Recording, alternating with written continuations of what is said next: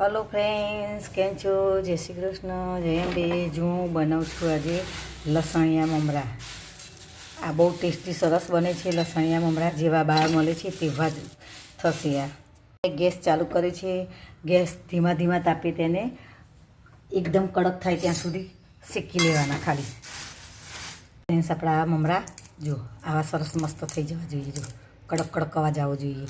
આવા સરસ મસ્ત શેકાઈ જાય।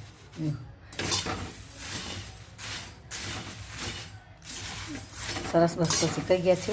હવે હું ગેસ બંધ કરી થોડી વાર ઠરવા દઉં। ત્યાં સુધી હું લસણ મરચું બધું તૈયાર કરી એનું બનાવી દઉં મસાલો। ફ્રેન્ડ્સ, આપણે આ તેલ નાખ્યું છે 2 ડોકલી અને હવે તેમાં આ લસણ મેં ક્રશ કરી અને રાખ્યું છે એ લસણની પેસ્ટ નાખીને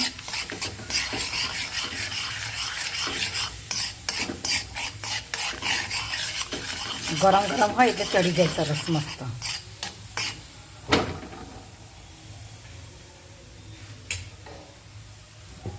હવે આપણે તેમાં જ મીઠું ને એવું બધું તેમાં જ નાખી દેવાનું એટલે બધાનું મીઠું આવી જાય।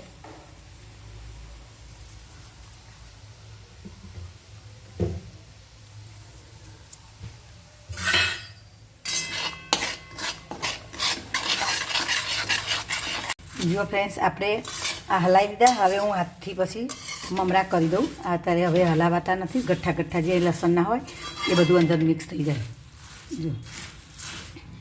જો ફ્રેન્ડ્સ, આપણા બહારના પેકેટમાં મળે તેવા સેવ મમરા આપણા તૈયાર થઈ ગયા છે। સ્વાદમાં પણ એવા સરસ છે, મસ્ત છે। આ બાળકોની નાસ્તામાં ભરાય। આપણા ઘરે કોઈ મહેમાન આવ્યું હોય તો આપણે તેને પણ આપી શકીએ અને આપણે ઘરમાં એમની પણ આપણે ચા નાસ્તા સાથે આપણે ખાઈ શકીએ।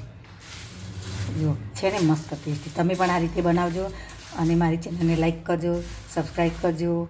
જો આવી રીતે તમે બનાવશો તો તમારા ઘરમાં બધાને ખૂબ ખૂબ ભાવશે અને બધાને ટેસ્ટી લાગે એવા જ છે। મસ્ત ચટપટી મમરા થયા છે। આમચૂર પાવડર પણ તેમાં નાખ્યો છે મેં। જો એ તો હું તમને કહેવાનું ભૂલી જઈ ને વિડીયો બનાવવાનું ભૂલી જઈ। મારે એક ગેસ્ટ આવ્યા એટલી તો પણ જો એમાં મેં વિડીયો ઉતાર્યો નથી। પણ તમે થોડોક તમે આમચૂર પાવડર નાખશો એ તો બહુ મસ્ત તમારા ટેસ્ટી થશે। એના હાથથી બધા પછી કરી દેવાના। આના જે તે હલાવીએ એનાથી થતા નથી। તમે જેટલા હાથથી તમે કરશો એવા સરસ તમારા બધામાં એનો સ્વાદ બેસી જશે। જુઓ છે ને મસ્ત। આ રીતે તમે બનાવજો। મારી ચેનલને લાઈક કરજો। રાધે રાધે, જય શ્રી કૃષ્ણ।